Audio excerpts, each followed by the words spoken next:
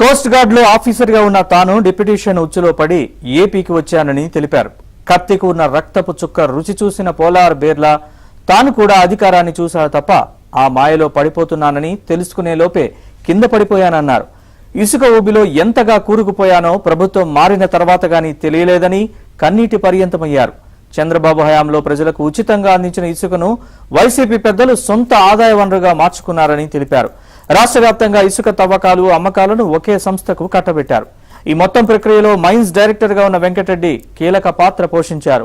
గనుల వెంకటరెడ్డి చెప్పిన విషయాలు చాలా సంచలనాత్మకంగా మారాయి. తాను పాత్రధారిని మాత్రమేనని, సూత్రధారులు వేరే ఉన్నారని ఆయన చెప్పినట్టుగా తెలుస్తోంది. ఇదే అంశానికి సంబంధించి మరింత సమాచారాన్ని మా ఏపీ బ్యూరో చీఫ్ రామారావు అడిగి తెలుసుకుందాం. ఆంధ్రప్రదేశ్ మినరల్ డెవలప్మెంట్ కార్పొరేషన్ మాజీ ఎండీ వెంకటరెడ్డి అడ్డంగా బుక్ అయ్యారు. ఏసీబీ అధికారుల వద్ద తాను పాత్రధారిని మాత్రమేనని, సూత్రధారులు వేరే ఉన్నారు అని చెప్పి